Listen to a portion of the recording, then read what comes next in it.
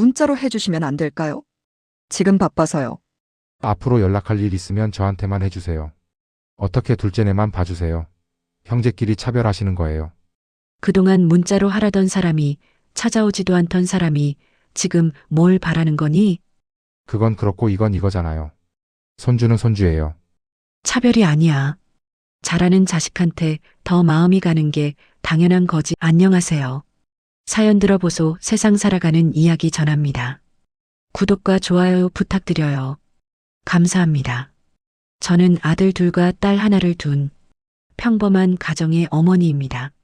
큰아들이 결혼을 한다고 했을 때 저는 정말 기뻤습니다. 드디어 우리 집에도 며느리가 생기는구나 싶었죠. 예물 맞추러 다니고 예단 준비하고 신혼집 장만하느라 바쁘게 움직였습니다. 처음 지희를 만난 날을 지금도 기억합니다.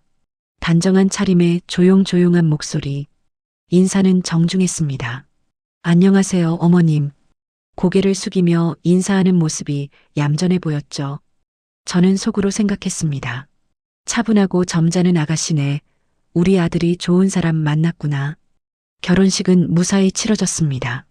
신혼여행 다녀온 뒤 첫 명절이 다가왔죠. 추석이었습니다. 저는 지희가 처음 맞는 명절이니 긴장하겠다 싶어서 미리 전화를 했습니다. 힘들 텐데 일찍 올 필요 없어. 천천히 와. 큰아들이 대답했습니다. 네, 엄마. 알겠습니다. 명절 아침 큰아들 내외가 도착했습니다. 현관문을 열고 들어오는데 지희 표정이 굳어 있었습니다. 인사는 했지만 눈을 제대로 마주치지 않았죠. 저는 지희가 낯을 많이 가리나 보다 생각했습니다. 들어와, 편하게 있어. 지희는 고개만 끄덕였습니다. 부엌에서 명절 음식 준비를 하는데 지희는 안방으로 들어가 나오질 않았습니다. 1시간이 지나도 2시간이 지나도 문을 열지 않았죠. 저는 큰아들에게 물었습니다. 지희가 어디 불편한 데라도 있니? 큰아들이 난처한 표정을 지었습니다. 아니에요, 엄마. 그냥 좀 피곤한가 봐요. 딸아이가 부엌일을 거들었습니다. 전도 부치고 나물도 무쳤죠. 저는 지희가 나오면 함께 하자고 생각했습니다. 하지만 지희는 식사 시간이 되어서야 방에서 나왔습니다. 밥상 앞에 앉았지만 말이 없었습니다. 저는 지희에게 말을 걸어봤습니다. 입맛에 맞을지 모르겠네. 많이 먹어. 네. 짧은 대답뿐이었습니다. 시아버지가 지희에게 물었습니다. 직장 생활은 어때? 힘들지 않아? 괜찮습니다. 그게 전부였습니다. 더 이상 대화가 이어지지 않았죠. 식사 내내 어색한 침묵만 흘렀습니다. 저는 지희가 긴장해서 그런 거라고 스스로를 납득시켰습니다. 식사 후 설거지를 하는데 지희는 또 안방으로 들어갔습니다. 딸아이가 제 옆에서 속삭였습니다. 엄마, 언니가 좀 차가운 것 같지 않아? 저는 딸에게 말했습니다. 처음이라 낯설겠지. 시간 지나면 나아질 거야. 마음속으론 저도 조금 서운했습니다. 하지만 지희를 이해하려고 애썼죠. 처음 시댁에 와서 얼마나 떨릴까. 나도 젊었을 때 그랬잖아. 그날 저녁 큰아들 내외가 집으로 돌아갔습니다. 지희는 가면서도 말이 없었습니다. 잘 다녀가. 인사했지만 지희는 고개만 끄덕였죠. 다음 주말에 저희가 큰아들 집에 놀러 갔습니다. 신혼집 구경도 할 겸 해서요. 초인종을 누르니 큰아들이 나왔습니다. 엄마, 아빠 어서 오세요. 집 안으로 들어가니 지희가 소파에 앉아 있었습니다. 일어나지도 않고 앉은 채로 인사했죠. 오셨어요. 저는 당황했지만 티내지 않으려 했습니다. 집이 참 예쁘네.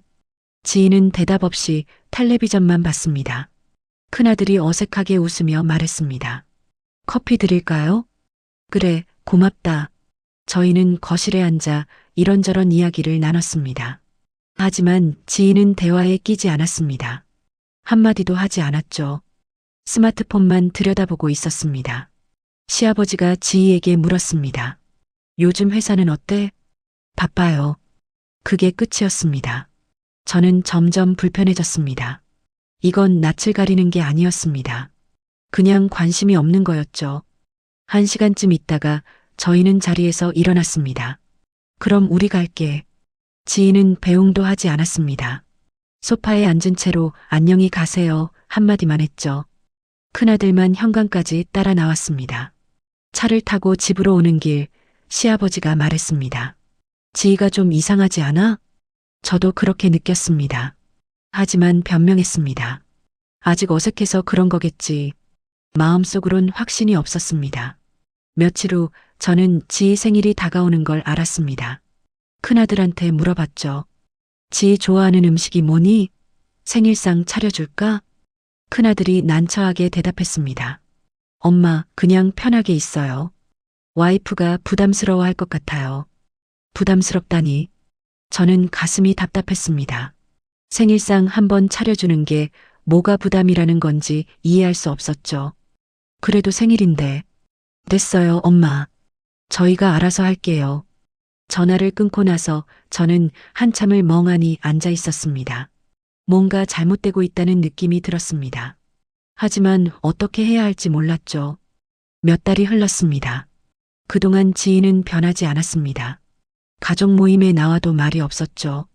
식사 준비를 도와달라고 하면 저는 잘 못해요라며 거절했습니다. 딸과 제가 부엌에서 일할 때도 거실에 앉아 있었죠. 저는 점점 지쳐갔습니다. 지희를 이해하려고 노력했지만 한계가 있었습니다. 이건 낯을 가리는 게 아니었습니다. 그냥 우리와 함께하고 싶지 않은 거였죠. 어느 날 저녁 시아버지와 이야기를 나눴습니다. 지희가 우릴 싫어하는 것 같아. 시아버지도 같은 생각이었습니다. 그런 것 같아. 하지만 어쩌겠어. 우리 아들이 선택한 사람인데. 저는 한숨을 쉬었습니다. 이게 요즘 젊은 사람들의 방식인가. 그렇게 생각하며 스스로를 달랬습니다. 하지만 마음 한구석은 계속 서운했습니다. 큰아들에게 전화했을 때였습니다. 지희 목소리가 들렸습니다. 아내가 적응할 시간이 필요해요, 엄마. 천천히 지켜봐 주세요. 적응할 시간. 벌써 몇 달이 지났는데 언제까지 기다려야 하는 걸까요? 저는 대답 대신 전화를 끊었습니다. 그날 밤 잠이 오지 않았습니다. 지희 얼굴이 자꾸 떠올랐죠. 차갑고 무표정한 그 얼굴. 저는 이불을 뒤집어 쓰고 눈을 감았습니다. 시간이 지나면 나아질 거라고 그렇게 믿고 싶었습니다.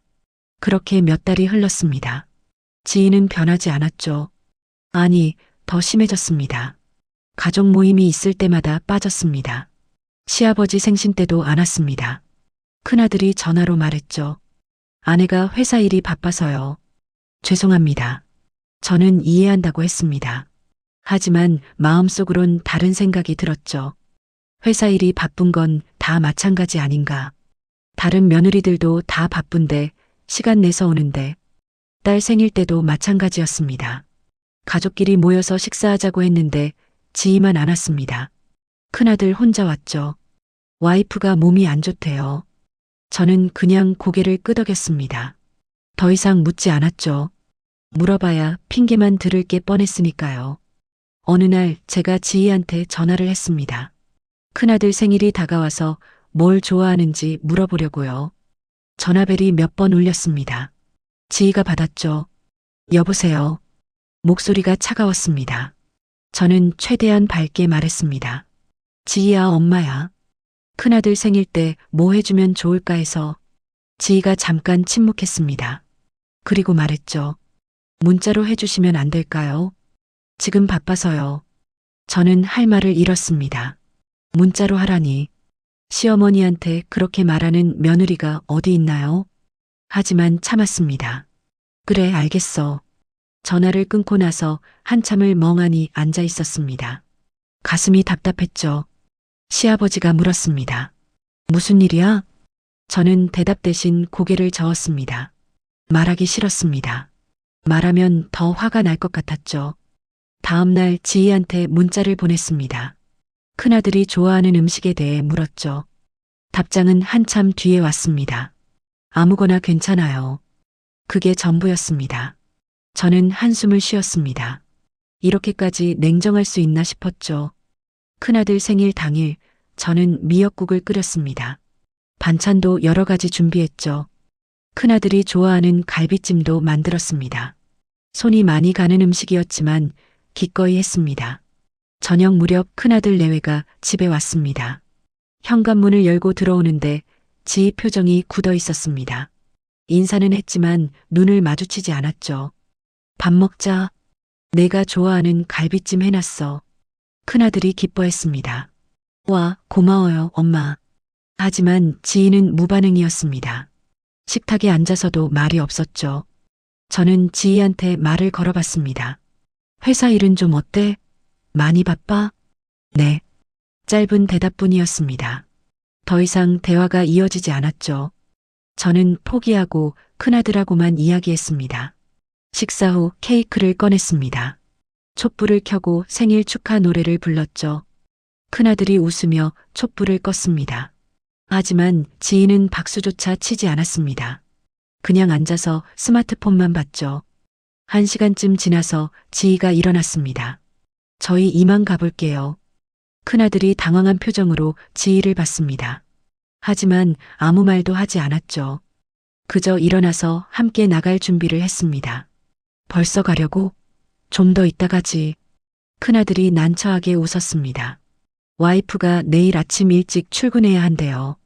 저는 더 붙잡지 않았습니다. 붙잡아봤자 지희는 가고 싶어 할 테니까요. 현관에서 배웅하는데 지희가 말했습니다. 어머님, 다음부턴 이렇게 번거롭게 하지 마세요. 저희끼리 알아서 할게요. 번거롭게 하지 말라니. 생일상 한번 차려주는 게 번거로운 일인가요? 저는 아무 말도 하지 못했습니다. 목이 메었죠. 큰아들이 어색하게 웃으며 말했습니다. 엄마, 그럼 다녀올게요. 문이 닫히고 저는 그 자리에 서 있었습니다. 가슴이 먹먹했죠. 시아버지가 제 어깨에 손을 올렸습니다. 들어가자. 저는 고개를 끄덕였습니다. 거실로 돌아와 남은 음식들을 바라봤죠. 정성껏 만든 음식들이 그대로 남아 있었습니다. 지희는 거의 먹지도 않았습니다. 며칠 후 추석이 다가왔습니다. 저는 큰아들한테 전화를 했죠. 명절 준비 이야기를 하려고요. 하지만 큰아들이 먼저 말을 꺼냈습니다. 엄마, 저희 이번 추석에는 집에서 지낼까 해요. 저는 잠시 말문이 막혔습니다. 명절을 따로 보내겠다는 얘기였죠. 왜? 무슨 일 있니? 큰아들이 망설이다 말했습니다. 와이프가 요즘 회사 일도 바쁘고 명절 준비하느라 스트레스 받는 게 싫대요. 그냥 저희끼리 편하게 지내고 싶대요. 편하게 지내고 싶다? 그 말이 가슴에 박혔습니다. 우리랑 있으면 불편하다는 뜻이잖아요. 그래, 알겠다. 편하게 지내. 전화를 끊고 저는 한참을 그대로 앉아 있었습니다. 눈물이 날 것 같았죠. 하지만 참았습니다. 시아버지한테 말했습니다. 큰애들 추석에 안 온대요. 시아버지도 놀란 표정이었습니다. 왜? 지희가 불편하대요. 시아버지가 한숨을 쉬었습니다. 더 이상 아무 말도 하지 않았죠. 추석이 지나고 얼마 후였습니다. 큰아들한테서 전화가 왔습니다. 엄마, 앞으로 연락할 일 있으면 저한테만 해주세요. 저는 무슨 말인지 이해가 안 갔습니다. 무슨 소리니? 큰아들이 조심스럽게 말했습니다. 와이프가 전화 받는 거 불편해한대요. 문자도 부담스럽다고 하고요. 그래서 제가 중간에서 연락 받을게요. 저는 말을 잃었습니다. 시어머니한테 연락하는 것조차 싫다는 거였죠. 가슴이 무너지는 것 같았습니다. 그래, 알겠어. 전화를 끊고 저는 소파에 주저앉았습니다. 눈물이 흘렀죠. 참으려고 했는데 참을 수가 없었습니다. 저는 생각했습니다. 저 아들이 정말 내 아들이 맞나? 아내 편만 들고 어머니 마음은 생각도 안 하고 모질이가 아닌가 싶었죠. 제가 뭘 잘못했나 싶었습니다. 지희한테 잘해주려고 애썼는데, 이해하려고 노력했는데, 그런데 돌아오는 건 이런 냉대뿐이었습니다. 시아버지가 저를 달랬습니다. 요즘 애들이 다 그래. 너무 상심하지 마. 저는 고개를 저었습니다. 요즘 애들이 다 그런 게 아니었습니다. 지희가 유독 심한 거였죠. 그 후로 저는 큰아들한테만 연락했습니다. 지희한테는 전화도 문자도 하지 않았죠.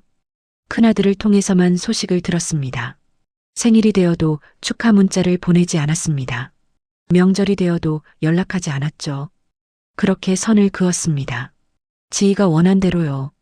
하지만 마음은 편하지 않았습니다. 자식인데 어떻게 이렇게 멀어질 수 있나 싶었죠.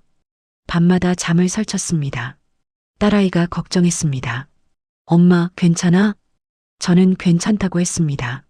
하지만 괜찮지 않았죠. 마음속 깊은 곳에 상처가 자꾸 깊어졌습니다. 큰아들네와는 점점 더 멀어졌습니다. 연락도 뜸해졌고 만남도 줄어들었죠. 명절에도 각자 지냈습니다. 저는 겉으로는 이해하는 척 했습니다. 편한 게 좋다잖아. 각자 편하게 살자. 하지만 속은 쓰렸습니다. 정말 많이 쓰렸죠. 내 아들이 이렇게 변할 줄은 몰랐습니다. 지희가 이렇게 차가울 줄도 몰랐죠. 시아버지와 둘이 앉아 있을 때가 많아졌습니다. 말없이 텔레비전만 보는 시간들. 큰아들 이야기는 꺼내지 않았습니다. 꺼내면 서로 마음만 아플 테니까요. 저는 스스로에게 다짐했습니다. 더 이상 기대하지 말자. 큰아들네는 저렇게 살고 싶다는데 어쩔 수 없지 않나? 그냥 놔두자. 하지만 마음 한구석은 계속 아팠습니다. 자식이 멀어지는 게 이렇게 아픈 일인지 처음 알았죠. 그래도 어쩔 수 없었습니다. 지희가 원하는 대로 살아주는 수밖에요. 그렇게 1년이 흘렀습니다. 큰아들네와는 계속 거리를 두고 지냈죠. 명절도 각자 보냈고 연락도 최소한으로만 했습니다. 마음은 여전히 아팠지만 익숙해졌습니다. 그러던 어느 날 둘째 아들이 전화를 했습니다. 엄마, 저 결혼하려고요. 저는 깜짝 놀랐습니다. 둘째가 사귀는 사람이 있다는 건 알았지만 결혼까지 생각하고 있을 줄은 몰랐죠. 정말? 언제부터 생각했니? 둘째가 웃으며 말했습니다. 한참 됐어요. 다음 주에 여자친구 데려갈게요. 부모님께 인사드리고 싶대요. 저는 가슴이 두근거렸습니다. 기대 반, 걱정 반이었죠. 지희 같은 사람이면 어쩌나 하는 걱정이 앞섰습니다. 그래, 알겠다. 맛있는 거 해놓을게. 전화를 끊고 시아버지한테 말했습니다. 둘째가 결혼한대요. 시아버지도 놀란 표정이었습니다. 벌써? 다음 주에 여자 데려온대요. 시아버지가 한숨을 쉬었습니다. 또 지희 같으면 어쩌나. 저도 같은 생각이었습니다. 그래서 더 긴장됐죠. 다음 주 일요일 둘째가 여자친구를 데리고 왔습니다. 초인종 소리가 나고 문을 열었습니다. 둘째 옆에 환하게 웃는 젊은 여자가 서 있었죠. 어머님, 아버님, 안녕하세요. 목소리부터 달랐습니다. 밝고 활기찼죠. 지희처럼 작게 인사하는 게 아니라 크고 또렷하게 인사했습니다. 들어와, 들어와. 수진이라는 이름을 가진 둘째 여자친구는 현관에서 신발을 벗으며 계속 웃었습니다. 집이 정말 따뜻해 보여요. 현관에 들어서자마자 한 말이 그거였습니다. 집이 따뜻해 보인다니. 저는 기분이 좋아졌습니다. 거실로 안내했습니다. 수진이 소파에 앉으며 주변을 둘러봤죠. 사진이 정말 많네요. 가족 사진이요? 응, 애들 어릴 때부터 찍은 거야. 수진이 사진들을 하나하나 보며 감탄했습니다. 오빠 어릴 때 정말 귀여웠네요. 둘째가 쑥스러워하며 웃었습니다. 저는 수진을 바라봤죠. 눈빛이 따뜻했습니다. 지희처럼 차갑지 않았습니다. 차를 대접하려고 부엌으로 갔습니다. 수진이 따라왔죠. 제가 도와드릴게요. 저는 깜짝 놀랐습니다. 아니야, 괜찮아. 앉아 있어. 수진이 웃으며 말했습니다. 저 가만히 있는 거 못해요. 같이 해요. 그렇게 말하며 찻잔을 꺼냈습니다. 어디 있는지도 물어보지 않고 자연스럽게 찾아냈죠. 저는 신기했습니다. 여기 찻잔 어떻게 알았니? 수진이 웃었습니다. 집마다 비슷하잖아요.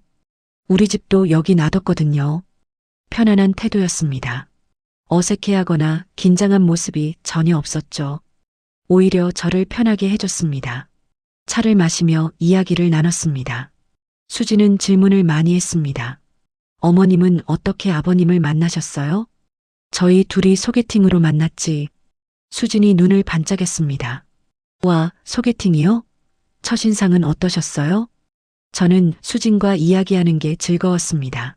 지희는 질문 한번 제대로 하지 않았는데 수지는 궁금한 게 많았고 관심이 진짜였습니다. 점심시간이 되었습니다. 저는 미리 준비해둔 음식들을 꺼냈죠. 수진이 또 일어났습니다. 상 차리는 거 도와드릴게요. 아니야, 앉아있어. 수진이 벌써 부엌으로 들어왔습니다. 같이 하면 빨리 끝나잖아요. 그렇게 말하며 그릇들을 나르기 시작했습니다. 저는 수진의 뒷모습을 보며 가슴이 뭉클했습니다. 이런 며느리를 원했던 거였죠. 식사를 하면서도 수진은 계속 이야기했습니다. 이 나물 정말 맛있어요. 레시피 알려주실 수 있어요? 갈비찜도 부드러워요. 어떻게 만드세요? 음식 하나하나에 관심을 보였습니다. 저는 기분이 좋아서 자세히 설명해줬죠.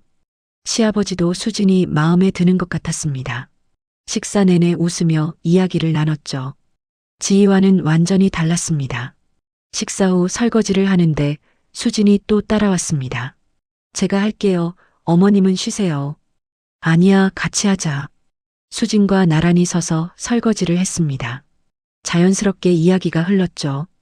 어머님, 저희 결혼하면 자주 놀러 올게요. 수진이 웃으며 말했습니다. 저는 가슴이 따뜻해졌습니다. 그래, 자주 와라. 수진이 진심 어린 목소리로 말했습니다. 저 부모님이 안 계세요. 어릴 때 돌아가셨거든요.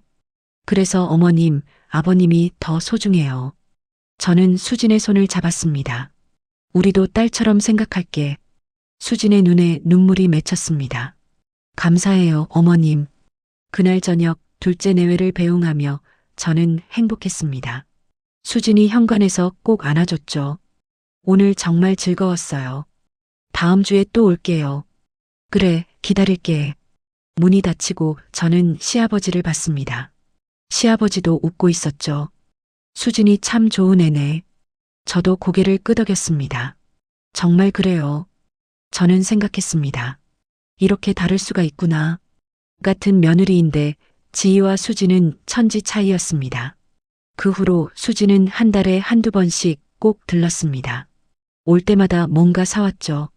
어머님, 이거 좋아하실 것 같아서요. 과일도 사오고 떡도 사왔습니다. 저는 사오지 말라고 했지만 수진은 계속 사왔죠. 결혼 준비는 빠르게 진행됐습니다. 수진은 준비 과정에서도 저희를 배려했죠. 어머님 의견이 제일 중요해요. 뭐가 좋으세요? 예단도, 예물도, 결혼식장도 함께 정했습니다. 지희는 다 정해놓고 통보만 했었는데 수진은 달랐습니다. 결혼식 날이 왔습니다. 수진이 아름다웠죠. 웨딩드레스를 입고 제게 다가왔습니다. 어머님, 이제 정말 가족이네요. 저는 수진을 꼭 안아줬습니다. 그래, 우리 딸. 결혼식은 따뜻하게 치러졌습니다. 하객들이 수진을 보며 칭찬했죠. 며느리가 참 밝고 예쁘네요. 저는 자랑스러웠습니다. 정말 좋은 며느리를 얻었다고 생각했죠. 신혼여행에서 돌아온 후 둘째 내외는 한 달에 한두 번씩 들렀습니다. 바쁜 와중에도 시간을 냈죠. 어머님, 오늘 저녁 같이 먹어요. 어머님, 산책 가실래요? 날씨 좋은데. 수지는 항상 저희와 함께 하려고 했습니다. 지희가 피하던 것과 정반대였죠.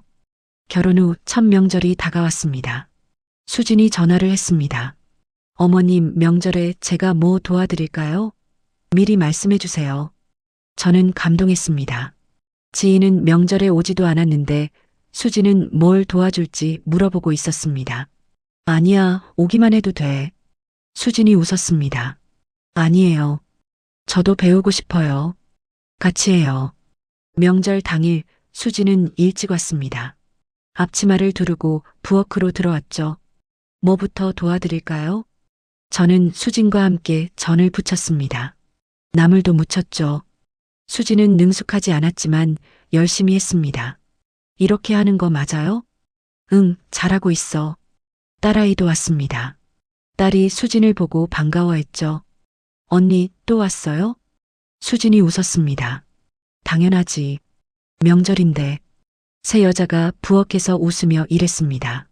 따뜻한 분위기였죠. 지희가 있었으면 상상도 할 수 없는 풍경이었습니다. 식사 시간에 수진이 말했습니다. 어머님, 우리 다음 달에 제주도 여행 어때요? 다 같이 가요. 저는 깜짝 놀랐습니다. 우리도? 수진이 환하게 웃었습니다. 당연하죠. 가족 여행 가고 싶어요. 시아버지가 기뻐했습니다. 그거 좋은데.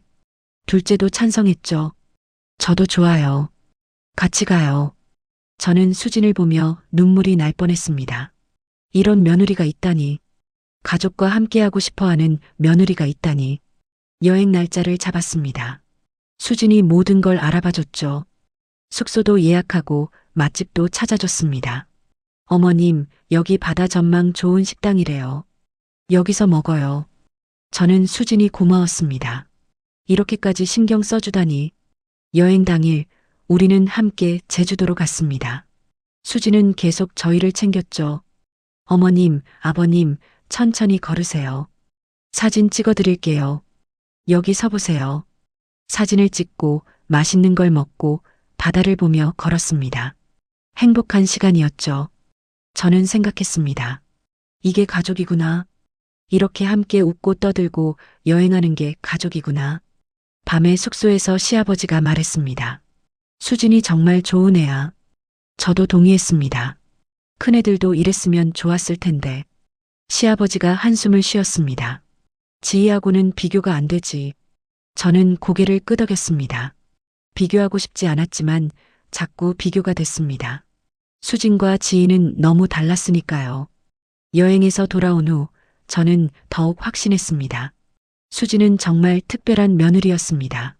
저희와 함께하는 걸 진심으로 즐거워했죠. 지희와는 정반대였습니다. 지희는 우리를 피했지만 수진은 우리를 찾았습니다. 이렇게 다를 수가 있나 싶었죠. 저는 둘째네와 보내는 시간이 행복했습니다. 지희 때문에 상처받았던 마음이 조금씩 아물어갔죠. 수진 덕분이었습니다. 여행에서 돌아온 후 둘째네와의 관계는 더욱 돈독해졌습니다. 한 달에 한두 번씩 만났지만 그 시간들이 정말 소중했죠. 수진은 올 때마다 저희를 웃게 만들었습니다. 어느 주말 수진이 전화를 했습니다. 어머님, 오늘 저녁같이 외식할래요? 맛있는 곳 찾았어요. 저는 기뻤습니다. 그래, 좋지. 저녁에 만나 식당에 갔습니다. 수진이 예약까지 다 해놨더군요. 분위기 좋은 한정식집이었죠. 여기 음식 정말 맛있대요. 어머님 좋아하실 것 같아서요.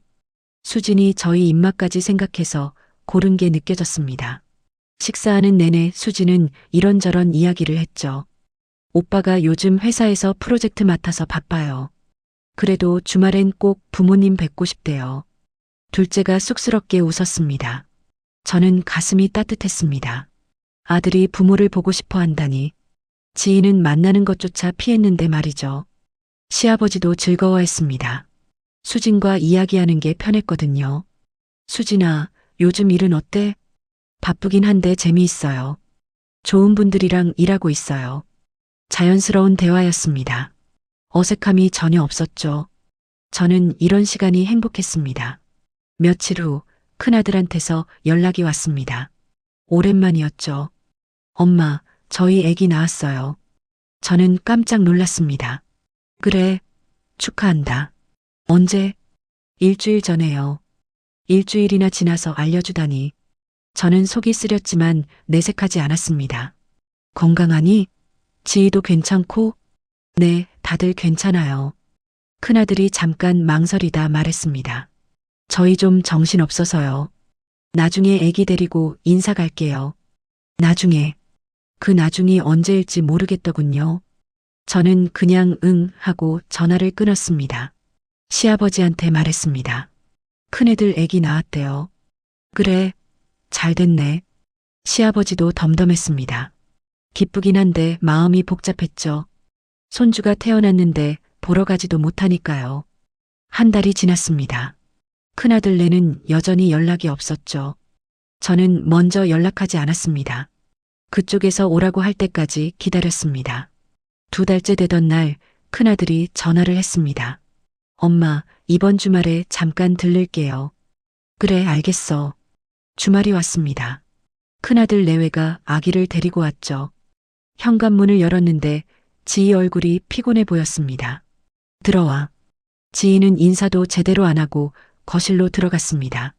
아기를 소파에 눕히고 앉았죠. 저는 손주를 보며 가슴이 뭉클했습니다. 작고 예쁜 아기였죠. 안아보고 싶었지만 지희가 싫어할 것 같았습니다. 귀엽네. 지희가 무표정하게 대답했습니다. 네. 큰아들이 어색하게 웃으며 말했습니다. 애가 요즘 잠을 안 자서 저희가 많이 힘들어요. 저는 제안했습니다. 내가 좀 봐줄까? 너희 쉬어야지. 지희가 바로 말했습니다. 괜찮아요. 저희가 알아서 할게요. 차갑게 거절하는 모습에 저는 할 말을 잃었습니다. 도와주려는 것조차 원하지 않는 거였죠. 1시간도 안 돼서 지희가 일어났습니다. 저희 가볼게요. 아기가 집에서 자야 해서요. 벌써? 큰아들이 난처하게 웃었습니다. 와이프가 바빠서요. 다음에 또 올게요. 문이 닫히고 저는 시아버지를 봤습니다. 시아버지도 실망한 표정이었죠. 손주를 봤는데도 기쁘지가 않네. 저도 같은 마음이었습니다. 아기는 예뻤지만 마음이 허전했습니다. 그 후로 큰아들네는 다시 연락이 없었습니다. 아기 보러 오라는 말도 없었죠. 저는 서운했지만 참았습니다. 그러던 어느 날 수진이 기쁜 소식을 전했습니다. 어머님, 저 임신했어요. 저는 깜짝 놀라며 기뻐했습니다. 정말? 축하한다. 수진이 환하게 웃었습니다. 감사해요. 너무 행복해요. 둘째도 옆에서 웃고 있었죠. 저는 수진을 꼭 안아줬습니다. 몸조리 잘해야 해. 뭐 필요한 거 있으면 말해. 수진이 고마워했습니다. 네, 어머님. 자주 찾아뵐게요. 그날부터 저는 수진을 더 신경 썼습니다. 몸에 좋은 음식을 만들어서 갖다 줬죠. 수진은 항상 고마워했습니다. 어머님, 이렇게까지 안 하셔도 되는데. 뭘 당연한 거지. 임신 기간 내내 수진은 자주 연락했습니다. 몸 상태도 알려주고 검진 결과도 공유했죠. 어머님, 오늘 초음파 봤는데 아기가 건강하대요. 다행이다. 정말 잘 됐네. 큰아들네와는 너무 달랐습니다. 지희는 임신했을 때도 별로 연락하지 않았거든요. 검진 간다는 말도 없었고 초음파 사진도 보여주지 않았습니다. 수진이 임신 7개월쯤 됐을 때였습니다. 둘째네가 집에 왔죠. 수진이 조심스럽게 말했습니다. 어머님, 제가 부탁 하나 드려도 될까요? 그래, 말해봐. 수진이 배를 쓰다듬으며 말했습니다. 아기 태어나면 좀 봐주실 수 있으세요? 저희 둘 다 일해야 해서요. 저는 망설임 없이 대답했습니다. 당연하지. 우리가 봐줄게. 시아버지도 고개를 끄덕였습니다. 그럼 우리 손주인데. 수진이 눈물을 글썽였습니다. 감사해요, 어머님. 정말 감사해요. 저는 수진의 손을 잡았습니다. 고마워할 것 없어. 우리가 기쁘게 해줄게. 큰아들네 손주는 보고 싶어도 못 보는데 둘째네 손주는 매일 볼 수 있다니. 저는 벌써 기대됐습니다. 출산일이 다가왔습니다. 저는 수진을 위해 미역도 준비하고 아기 옷도 사뒀죠. 시아버지와 함께 아기 침대도 장만했습니다. 우리 집에도 하나 있어야 편하지 않겠어? 시아버지가 동의했습니다. 그래, 사자. 드디어 수진이 출산했습니다. 둘째한테서 전화가 왔죠. 엄마, 아들 낳았어요. 저는 너무 기뻐서 눈물이 났습니다. 축하한다. 수진이는 괜찮니? 네, 건강해요. 내일 병원 오실 수 있어요? 당연하지. 아침 일찍 갈게. 다음 날 아침 일찍 병원에 갔습니다. 수진이 병상에 누워 있었고 옆에 작은 아기가 자고 있었죠. 어머님 오셨어요. 수진이 지쳐 보였지만 행복해 보였습니다. 저는 수진의 손을 잡았습니다. 고생했어. 정말 잘했어. 아기를 안았습니다. 작고 따뜻했죠. 가슴이 벅차올랐습니다. 우리 손주 참 예쁘다. 시아버지도 옆에서 흐뭇하게 웃었습니다. 그러게. 건강하게 자라야 해. 수진이 태어난 후 저희는 매일 수진네 집에 갔습니다. 아기를 돌봐주기 위해서죠. 아침마다 수진네 집에 가서 아기를 안았습니다. 기저귀도 갈고 분유도 먹이고 재웠습니다. 힘들었지만 행복했죠. 어머님, 정말 감사해요. 어머님 아니었으면 어떻게 했을지 몰라요. 수진이 고마워할 때마다 저는 뿌듯했습니다. 괜찮아. 우리 손주인데. 저녁이 되면 집으로 돌아왔습니다. 피곤했지만 기분이 좋았죠. 시아버지가 말했습니다. 손주 보는 게 이렇게 행복한 일인 줄 몰랐네. 저도 고개를 끄덕였습니다. 그러게요. 매일 봐도 안 질려요. 큰 손주는 한 번도 제대로 못 봤지만 둘째 손주는 매일 봤습니다. 이렇게 다를 수가 있나 싶었죠. 수지는 항상 감사해했습니다. 작은 것 하나에도 고마워했죠. 어머님, 오늘도 고생하셨어요. 아니야. 우리가 즐거워서 하는 거야. 저는 진심이었습니다. 손주를 돌보는 게 전혀 힘들지 않았습니다. 오히려 행복했죠. 밤에 잠들기 전 저는 생각했습니다.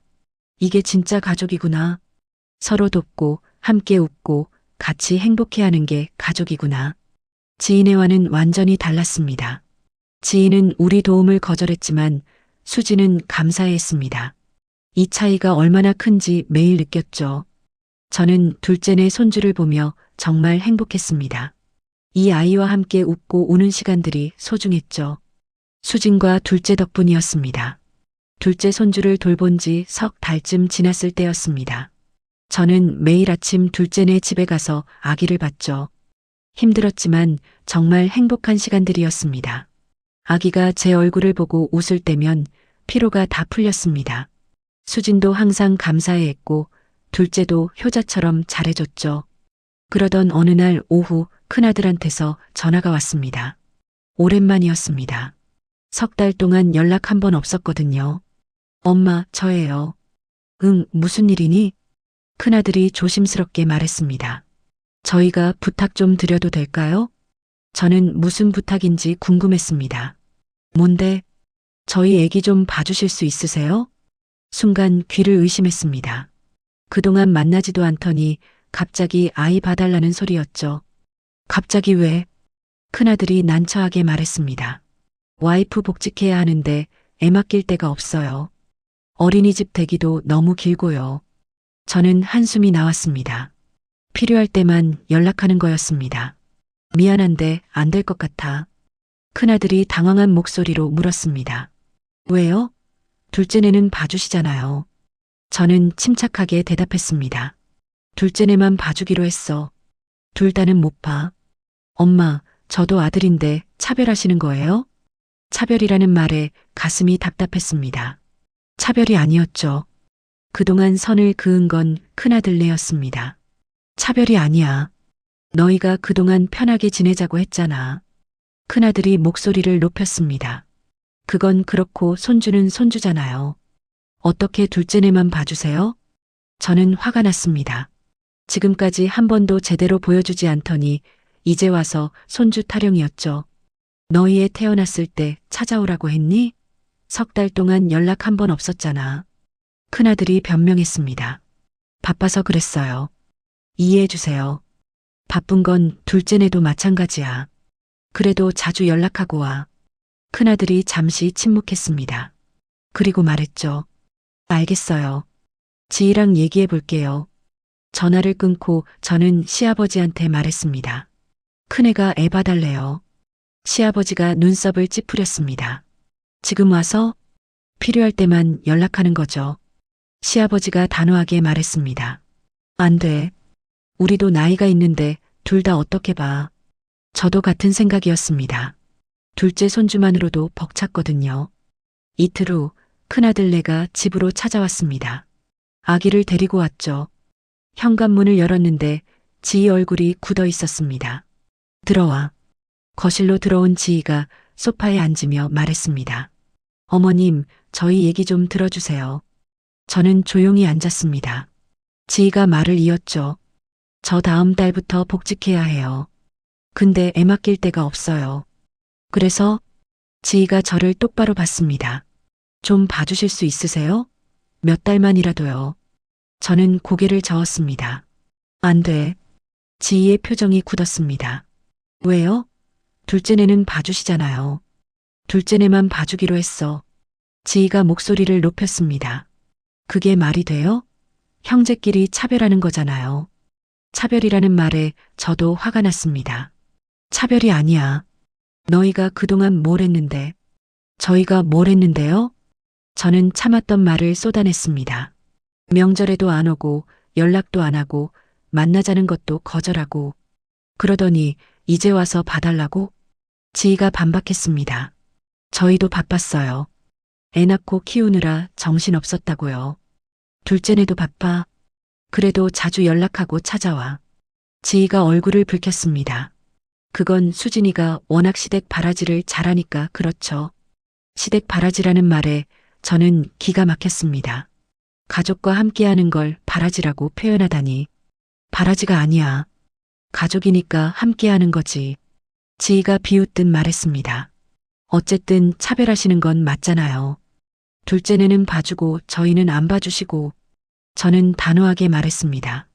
차별이 아니라 너희가 그동안 선 그은 거잖아. 편하게 지내자고 한 게 누구야? 큰아들이 끼어들었습니다.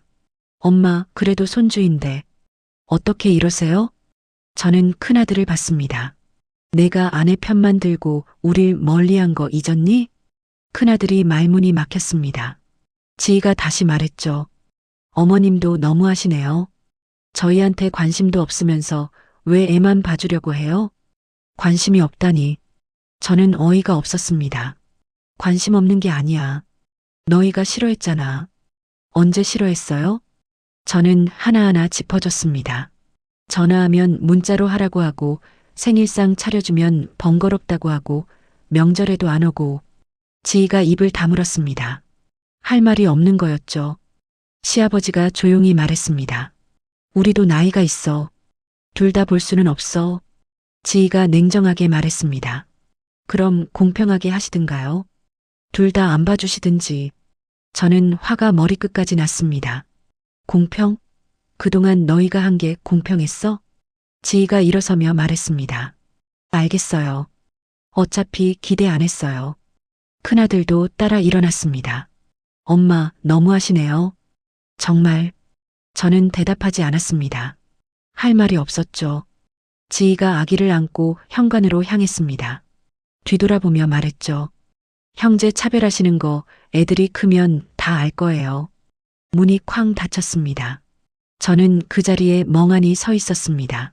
남편이 제 어깨에 손을 올렸습니다. 괜찮아. 우리 잘못 없어. 저는 고개를 끄덕였지만 가슴이 답답했습니다. 이렇게까지 될 줄은 몰랐습니다. 저녁에 둘째한테서 전화가 왔습니다. 엄마, 형한테 전화 받았어요. 무슨 일 있었어요? 저는 있었던 일을 말했습니다. 둘째가 한숨을 쉬었죠. 형이 너무했네요. 그동안 한 번도 안 오더니. 너는 신경 쓰지 마. 우리가 알아서 할게. 엄마, 미안해요. 쟤 때문에 그런 거 아니에요? 저는 둘째를 안심시켰습니다. 아니야. 너희 잘못이 아니야. 전화를 끊고 저는 생각했습니다. 큰아들네는 자기들이 뭘 잘못했는지 모르는 것 같았습니다. 그동안 우릴 밀어내고 연락도 안 하고 만나는 것도 거절하더니 이제 와서 도움이 필요하니까 찾아온 거였죠. 저는 서운했습니다. 동시에 화도 났습니다. 차별이라고 말하는 지희가 이해되지 않았죠. 밤에 잠이 오지 않았습니다. 지희가 한 말들이 계속 머릿속을 맴돌았습니다. 형제 차별이라니. 저는 차별한 게 아니었습니다. 그냥 잘하는 자식한테 더 마음이 가는 게 당연한 거 아닌가요? 못하는 자식한테 매달려서 상처받을 필요는 없잖습니까? 저는 이불을 뒤집어 쓰고 눈을 감았습니다. 하지만 마음이 편하지 않았습니다.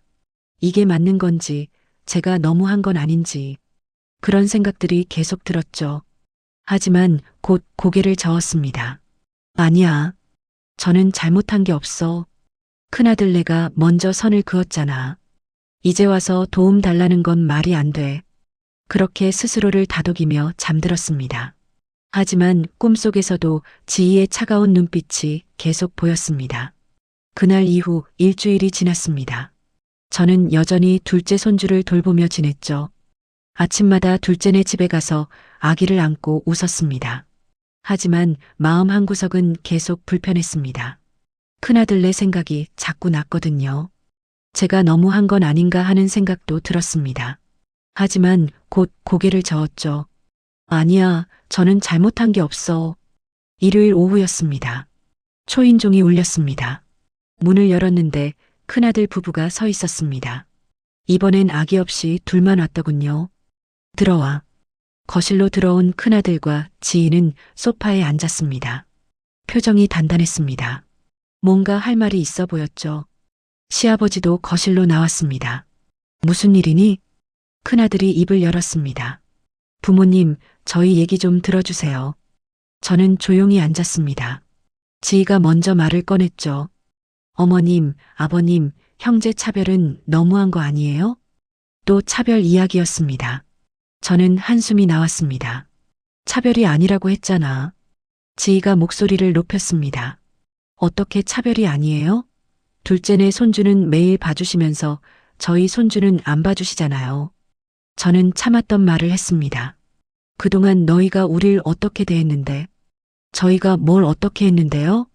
저는 하나씩 짚어줬습니다.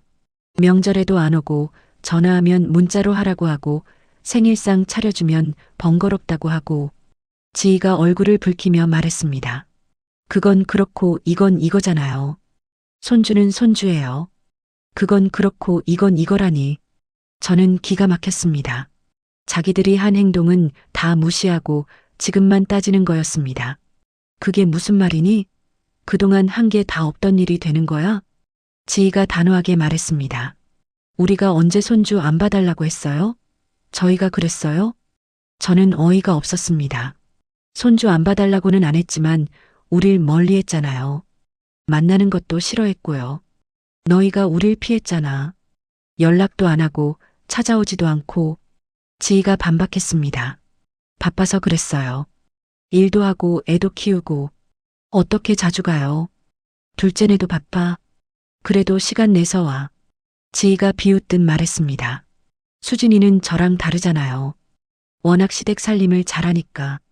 시아버지가 끼어들었습니다. 시댁 살림이 아니야.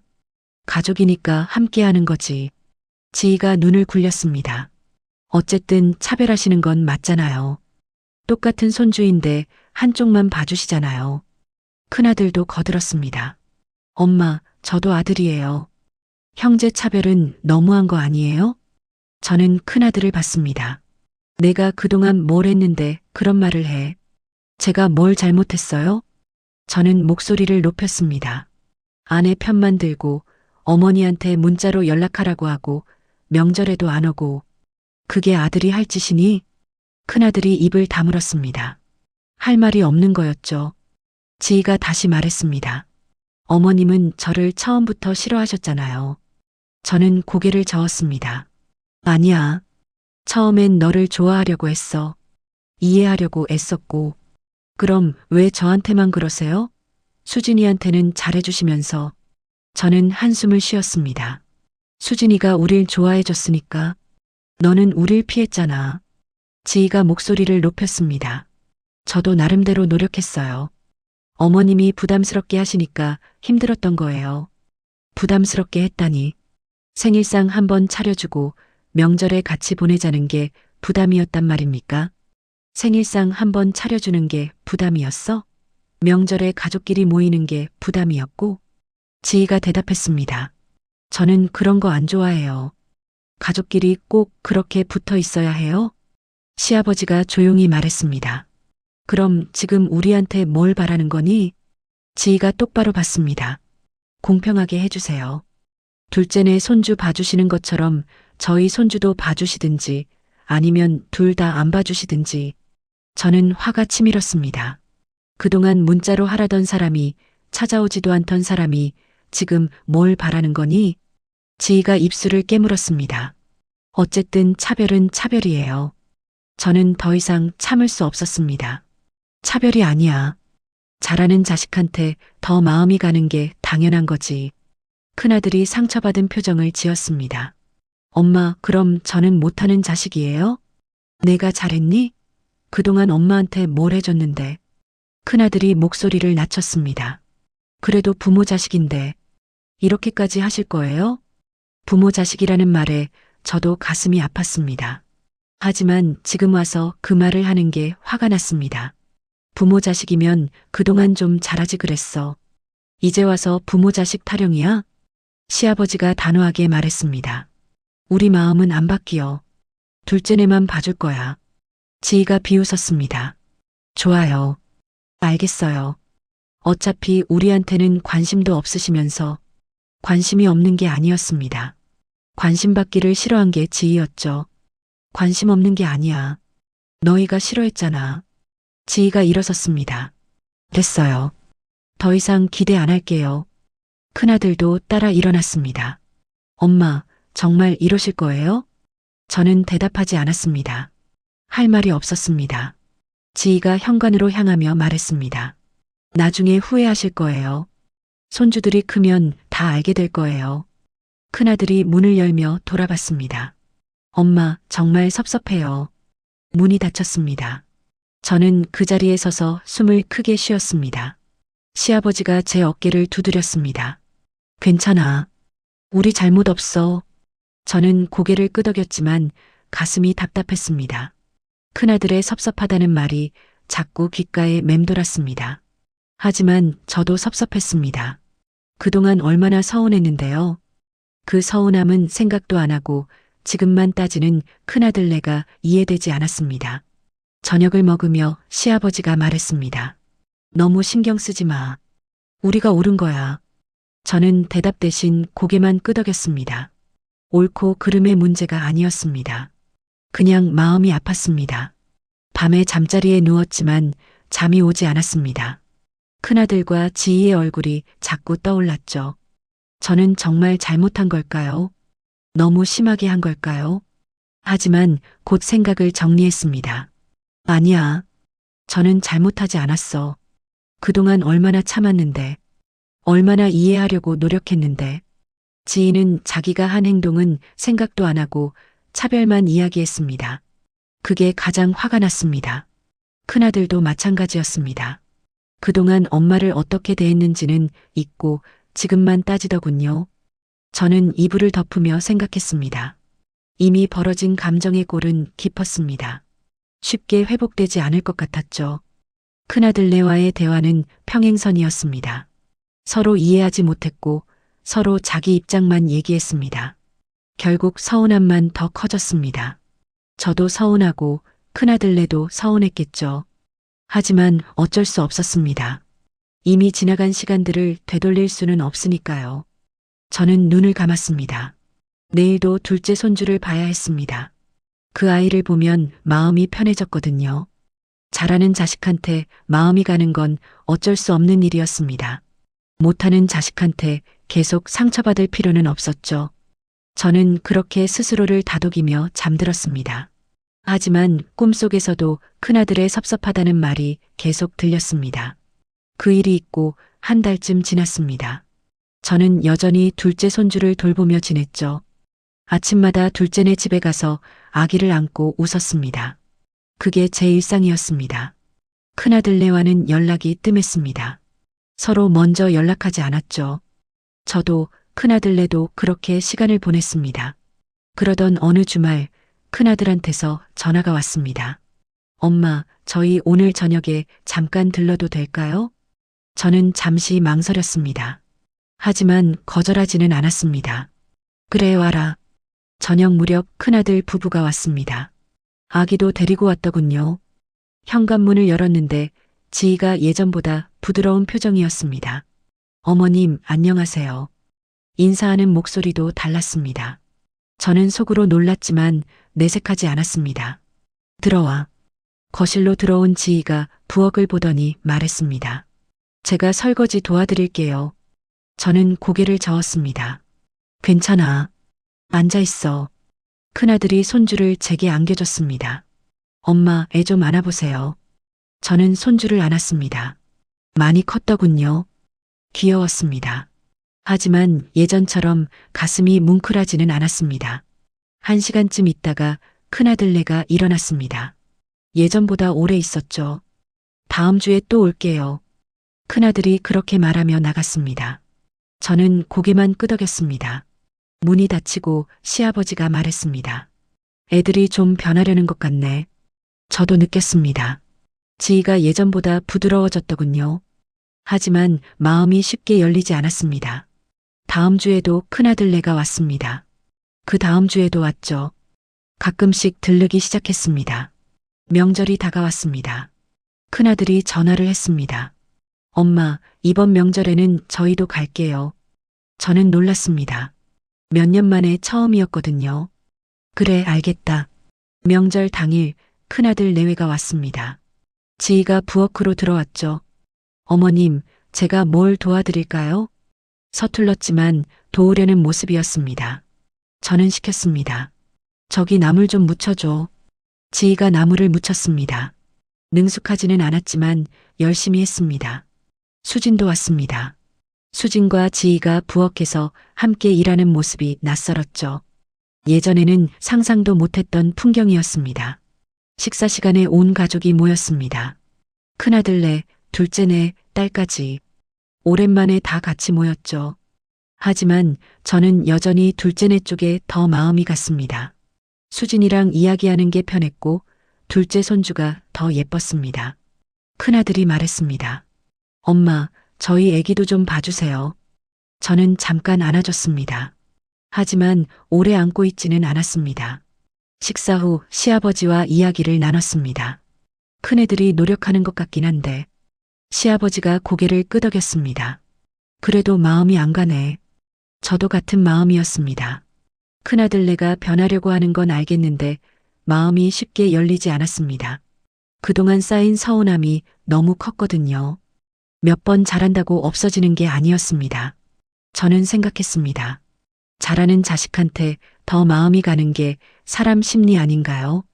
당연한 거죠. 못하는 자식한테 계속 집착하며 상처받을 필요는 없었습니다. 그보다는 잘하는 자식과 행복하게 지내는 게 나았습니다. 둘째네는 여전히 잘했습니다. 한 달에 한두 번씩 들렀고 전화도 자주 했죠. 손주도 매일 봤습니다. 저는 둘째네와 보내는 시간이 행복했습니다. 수진과 이야기하고 손주를 안고 둘째랑 웃는 시간들. 그게 제 삶의 활력이었습니다. 큰아들네는 어쩔 수 없이 육아도우미를 썼습니다. 비용이 만만치 않았겠죠. 하지만 제가 도와줄 수는 없었습니다. 둘째 손주만으로도 벅찼고 무엇보다 마음이 가지 않았습니다. 가끔 큰아들네가 집에 들렀습니다. 예전보다 자주 왔죠. 지희도 노력하는 게 보였습니다. 하지만 저는 여전히 거리를 뒀습니다. 가까워질 수가 없었습니다. 어느 날 큰아들이 물었습니다. 엄마, 저희 아직도 용서 못 하시는 거예요? 저는 대답했습니다. 용서 안 용서의 문제가 아니야. 그냥 마음이 그래. 큰아들이 고개를 숙였습니다. 저도 미안했지만 어쩔 수 없었습니다. 시간이 더 흘렀습니다. 큰아들네는 계속 노력했습니다. 명절마다 왔고 가끔 들렀죠. 하지만 관계는 예전으로 돌아가지 않았습니다. 완벽한 화해는 없었습니다. 저는 그게 당연하다고 생각했습니다. 한번 벌어진 마음이 어떻게 쉽게 붙겠어요. 둘째네와는 여전히 친밀했습니다. 저는 둘째네에 더 집중했죠. 그게 제 선택이었습니다. 못하는 자식에게 매달려서 상처받기보다 잘하는 자식과 행복하게 지내는 게 나았습니다. 큰아들네는 가끔 얼굴 보는 관계가 됐습니다. 완전히 끊지는 않았지만 가깝지도 않았죠. 그게 우리의 새로운 관계였습니다. 각자의 자리에서 지내는 것. 저는 그 관계가 불편하지 않았습니다. 오히려 편했습니다. 기대하지 않으니 실망도 없었거든요. 시아버지도 마찬가지였습니다. 이 정도면 된 거 아니겠어? 저도 동의했습니다. 그래요. 이 정도면 충분해요. 우리는 그렇게 담담하게 살아갔습니다. 큰아들네는 큰아들네대로, 둘째네는 둘째네대로. 완벽하지는 않았지만 그게 우리의 현실이었습니다. 저는 그 현실을 받아들였습니다. 둘째 손주가 돌이 됐습니다. 저는 돌잔치 준비를 도왔죠. 수진과 함께 음식도 만들고 손님도 맞았습니다. 큰아들네도 왔습니다. 축하해줬죠. 하지만 저는 여전히 둘째 손주에게만 집중했습니다. 그게 제 마음이었습니다. 어쩔 수 없는 거였죠. 밤에 시아버지와 이야기했습니다. 우리 잘하고 있는 거겠지? 시아버지가 제 손을 잡았습니다. 그럼, 우리 잘하고 있어. 저는 고개를 끄덕였습니다. 후회는 없었습니다. 잘하는 자식과 행복하게 지내는 것. 그게 제 선택이었고, 저는 그 선택에 만족했습니다. 큰아들네와는 적당한 거리를 유지했습니다. 가끔 만나고 명절에 보는 관계. 그 이상도 그 이하도 아니었습니다. 저는 그게 우리에게 맞는 관계라고 생각했습니다. 완벽한 가족은 없습니다. 각자의 자리에서 최선을 다하는 것. 그게 중요한 거 아니겠어요? 저는 그렇게 믿으며 살아갔습니다. 둘째네와 웃고 큰아들네와는 적당히 지내고 그게 제 삶이었습니다. 완벽하지는 않았지만 제 방식대로 행복했습니다. 시아버지도 같은 마음이었죠. 이 정도면 잘 사는 거야. 저는 동의했습니다. 그래요.